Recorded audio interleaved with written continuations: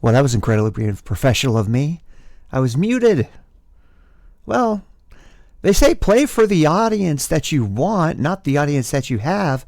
So my audience is future historians trying to figure out what the fuck happened in the early 21st century that led to, I don't know, I assume balkanized countries in the North American continent fighting for water rights?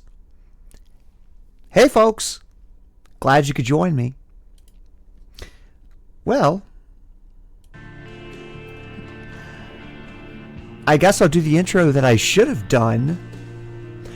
Welcome to Gender Swap, a podcast by two transgender siblings. Except this isn't Gender Swap, and I accidentally did the wrong intro last week. I don't know why.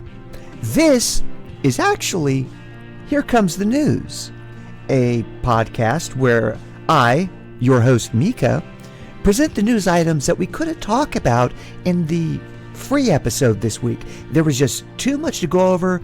We simply didn't have the time. But we have the time now.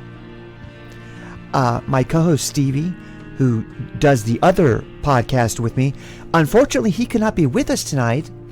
In the voicemail that he left me, it was kind of hard to make out what he said, but I was hearing quite a lot of machine noises in the background and the sound of, I assume, macaroni and cheese being thrown up against a wall. But who can say? So I guess there's nothing left to do but jump right into it. Our first headline. This is from Wired.com. The new head of Trump's cancer panel speculated about the links between vaccines and cancer.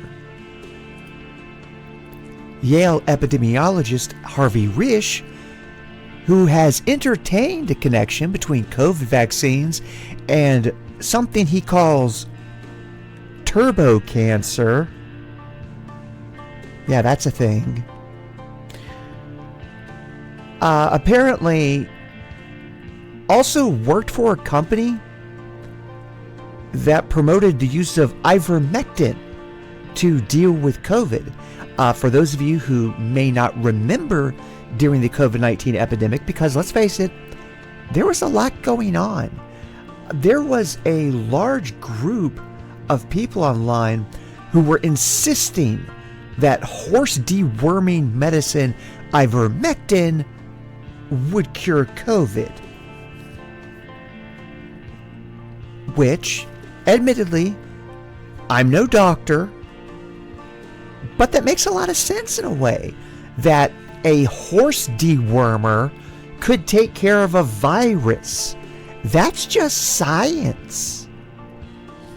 But anyway, not much to say about the headline other than, oh God, there's yet another one.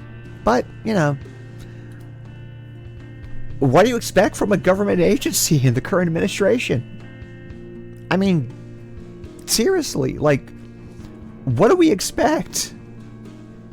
Speaking of government agencies, this is from The Present Age by Parker Malloy. She is a trans journalist who does fantastic work. Go support her. Love her stuff. This headline: the FCC just admitted it's not independent anymore. Because, of course not. Why would it be? FCC Chairman Brendan Carr testified before the Senate Commerce Committee, and this was his first appearance since he appeared before Congress and threatened ABC back in September over Jimmy Kimmel doing, let's face it, the most tepid of monologues about Charlie Kirk getting swiftly dehydrated. Democrats accused Carr of turning the FCC into a censorship arm of the Trump administration. Carr, who's a big fan of our big wet boy in the White House, Donald J. Trump, insisted that no, he's just doing his job. He's a small being. Senator Ben Ray Lujan asked Carr, is the FCC an independent agency? To which Carr replied, no, not an independent agency, formally speaking. Which is fucking wild. Because the FCC's own website, at that moment, described the commission as an independent U.S. government agency overseen by Congress. Within a couple of minutes of Carr saying, oh, no, we're not really independent, somebody changed the website and removed the word independent. Because, yeah, sure. Why the fuck not? What more could we expect from, the government? It boggles the mind. I'm well and truly flabbergasted. And again, I wish I had Stevie or some other talking head here to bounce this off of, just because I need to see someone else's reaction when I say this.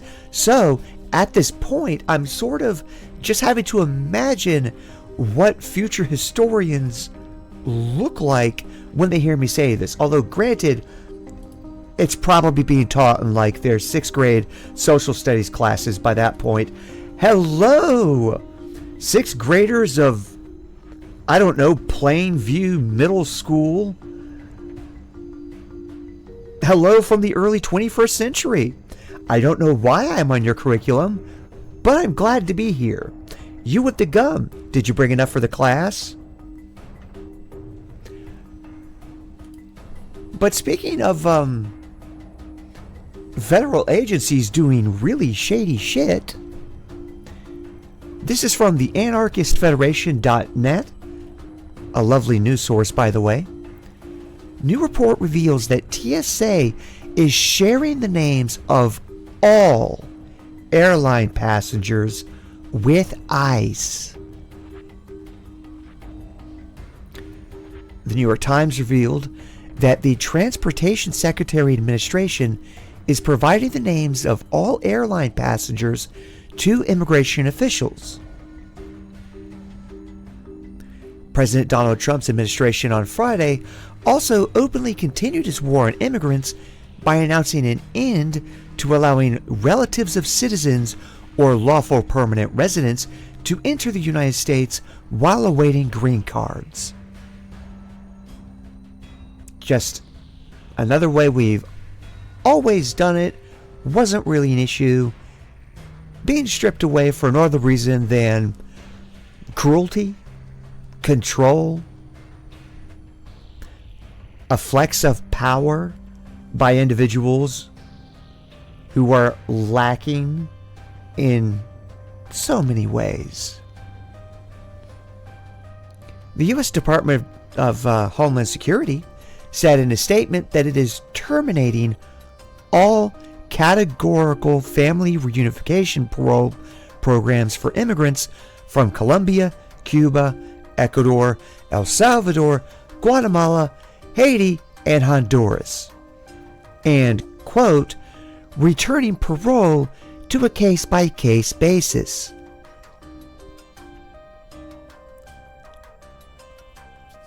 Responding in a statement last Friday, Anwen Hughes, Senior Director of Legal Strategy for the Refugee Programs at Human Rights First, said that this is an outrageous decision to pull the rug out from under of thousands of people who came to the U.S. lawfully to reunite with their families.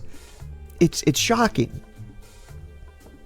Yet again, this administration is taking extraordinary measures to delegalize as many people as possible.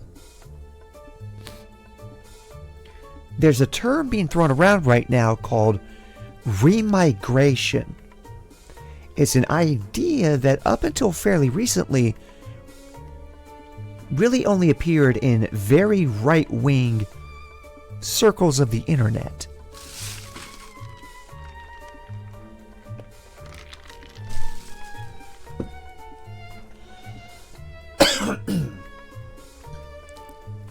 And the concept is basically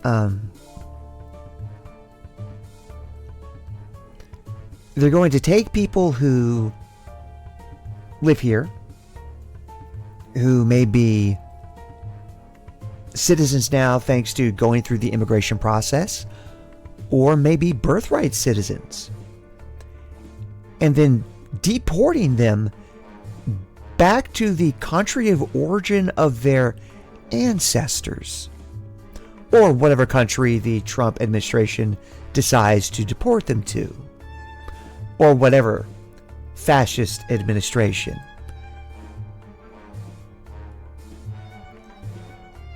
They've also announced, the Department of Homeland Security that is, that real IDs no longer count as identification proving you're a citizen. In order to get a real ID, you have to present things like your birth certificate or your immigration papers. Something that proves you are a citizen. That's how you get real ID. But apparently that's just not good enough. So now they've declared it's no longer going to be accepted. Which is basically a way for them to delegitimize and deport whoever the fuck they want. Which is fun. But speaking of ICE arrests are forcing American moms to leave their jobs, according to 19thnews.org. A new analysis shows that the increased immigration enforcement is reducing labor in the child care workforce. The ripple effect is affecting mothers with young children. The short of it is, there's fewer people to take care of kids in child care. Therefore, more mothers are being forced to stay home. Which, given you can't really survive anywhere in the U.S. on a single income and need all the help you can get to pay the bills, this is devastating, honestly, to a lot of people's incomes and their ability to take care of their needs in terms of shelter, food, healthcare, transportation, childcare, obviously. In a lot of ways, it's... I'm trying to think of a way to word this. It's,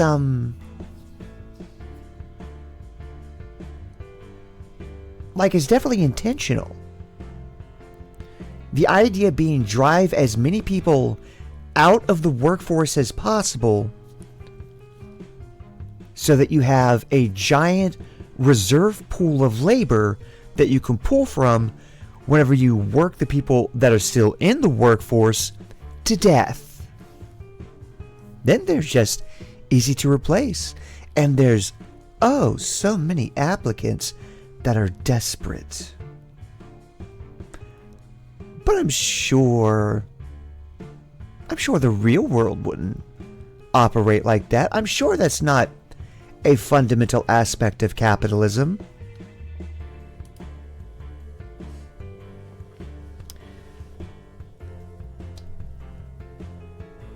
I am, again,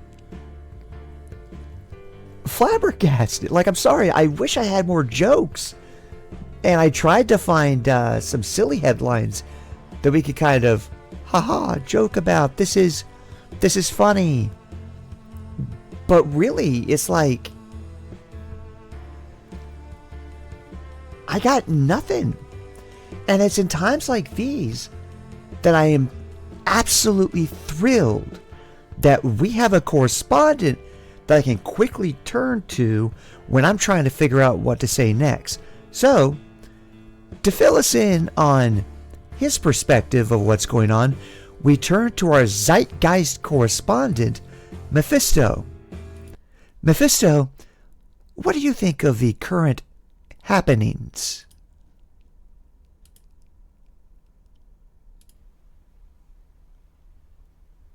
What? Did you expect something? Maybe I was going to say something kind of cool and funny. But, No. that's right, America. You did this. Well, I say you did this. Really, America, you didn't do this. In fact, only about a quarter of your population did this to you. Yeah. Yeah. So now the rest of us get to sit back and stew in this Lovely. fucking Mix of gumbo. Yummy. So good.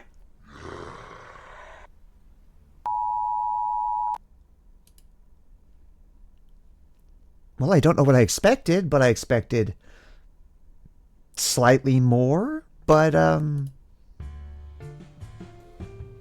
yeah, I guess thank you, Mephisto, for that very unique perspective. We look forward to having you on the show again in the future. Our next headline, Pam Bondi wants the government to create cash bounties for turning in trans equality activists. That's right, darlings. If you are someone who believes that transgender people deserve equal rights, deserve access to housing and health care and, you know, the same rights in the workplace that everyone else has, apparently that's a big no-no. And Pam Bondi wants to pay people to rat you out. She wants the FBI to ignore the right-wing terror attacks and target anti-fascists who, again, for those of you keeping track at home, anti-fascists are people who are anti-fascism. So, if you are against the people who are anti-fascism, that means you're pro-fascism. Glad we're on the same page. A new Justice Department memo from Attorney General Pam Bondi instructs the FBI to create a cash reward system to incentivize providing information against domestic terrorists. However, it also makes it very clear that the targets of such domestic terrorist investigations will be Antifa-aligned extremists, including those promoting radical gender ideology.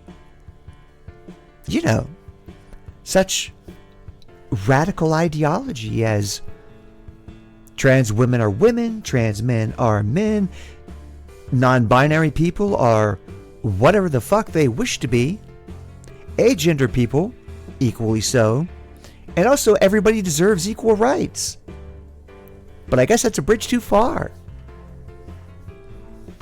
The FBI shall establish a cash reward system for information that leads to the successful identification and arrests of individuals in the leadership of domestic terrorist organizations, the memo reads. Bondi's memo cites multiple laws that might be used to target domestic terrorism, but also lays out a clear vision and the priorities of the FBI in targeting suspected terrorists.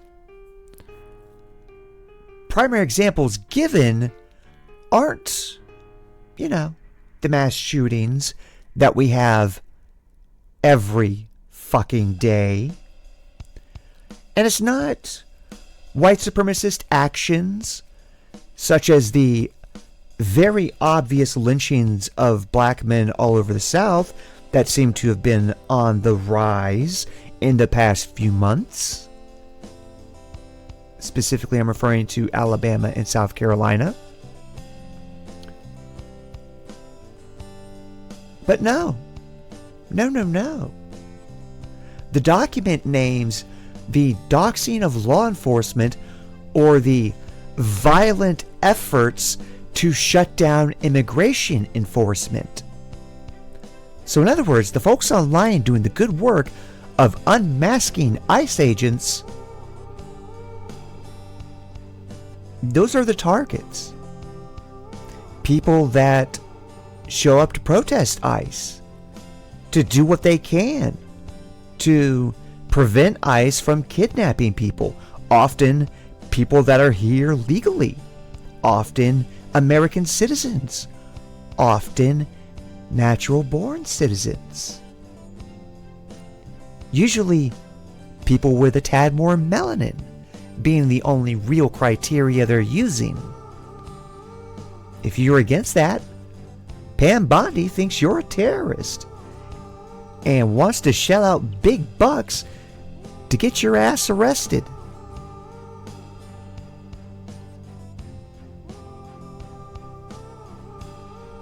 I don't have a punchline. I wish I did, but it's really hard to make the funny ha-ha about this kind of thing. There was a bill that passed the House earlier today. And by earlier today, I mean literally 2 hours ago. The session went late as they decided how they were going to vote on this. And there are a few House members that stood up and talked about it a bit. But it's interesting to note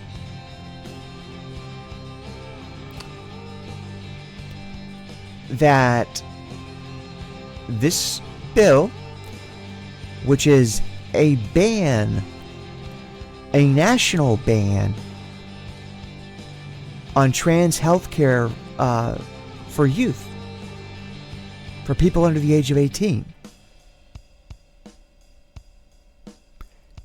And basically makes it where you get a 10-year prison term for helping trans kids.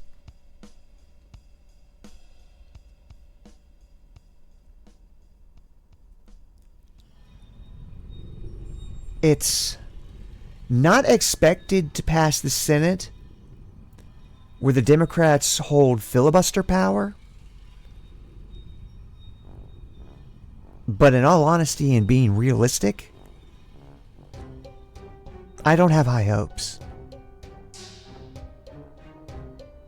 Because there always seems to be just enough Democrats to make the bad things pass, to flip sides. And it's never necessarily the same ones.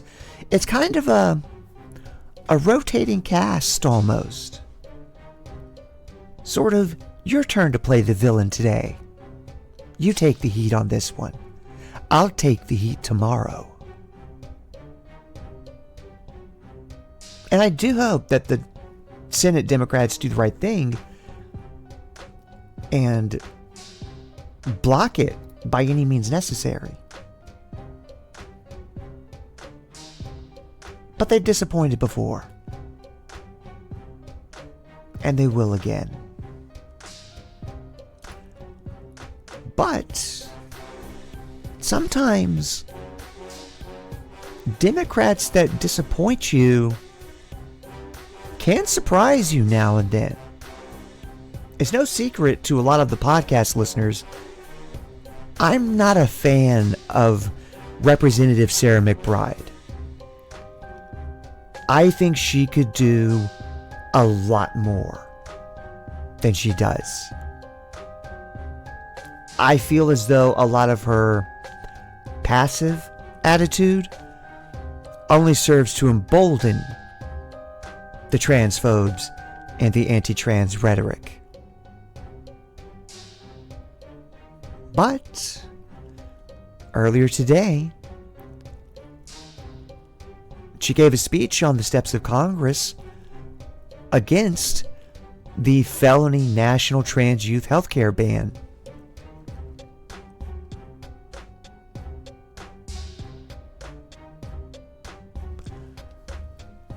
And yeah, I'm just going to read some of what she said. I'm getting this from Aaron in the Morning, by the way.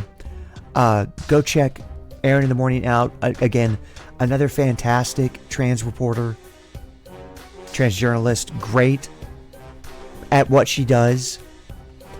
But anyway, so we are 2 legislative days away from the Affordable Care Act tax credits expiring, when millions of people will see their health care premiums skyrocket. And GOP leadership, with that deadline fast approaching, has decided to schedule 2 votes on anti-trans bills and precisely 0 votes on extending the Affordable Care Act tax credits.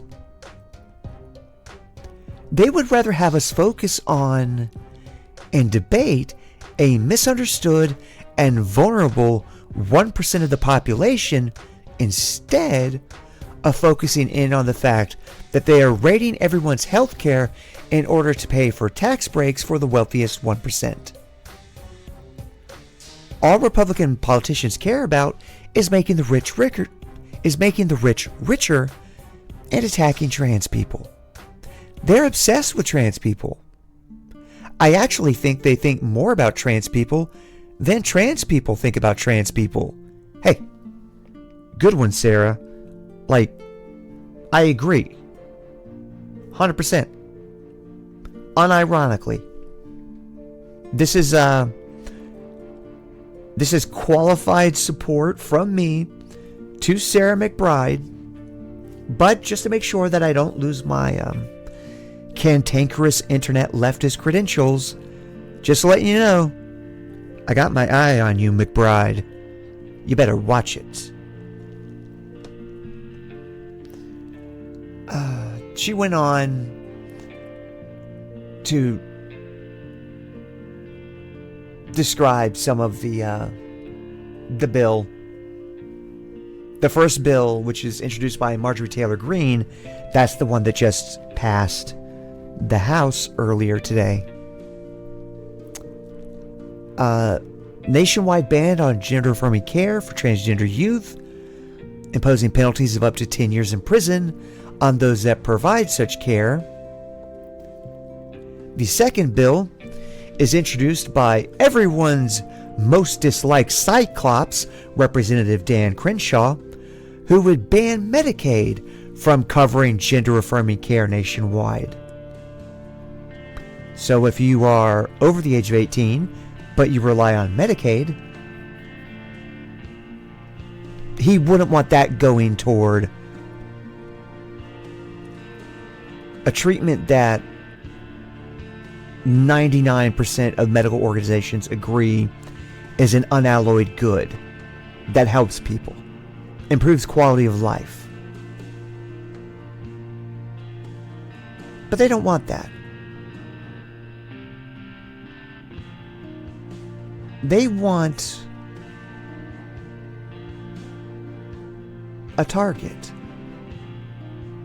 an easily identifiable target, a target that was forced to go through the wrong puberty and is having to deal with the changes the wrong puberty did, making it somewhat harder for the targets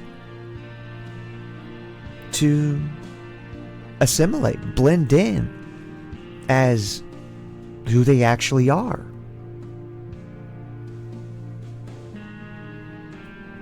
So,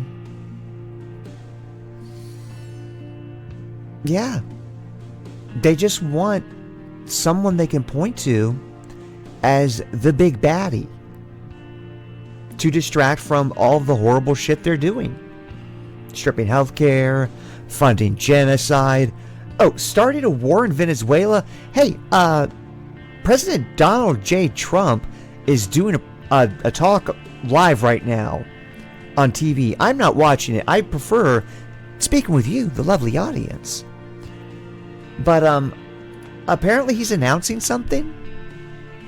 If I were to place a bet, if I was a betting woman, which I'm not, I prefer to play it safe. But if I were, he's probably announcing we're going to war with Venezuela.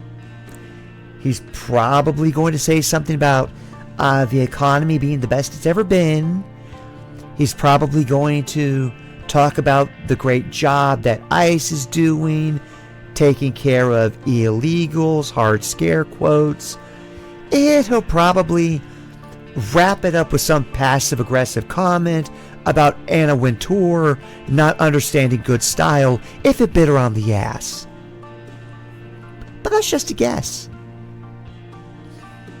Who knows what he's talking about?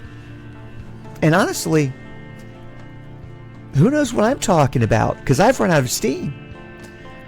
And since I'm basically done, I guess there's nothing left for me to say other than this has been all the information I had for you this week. Do with that information what you will. Bye.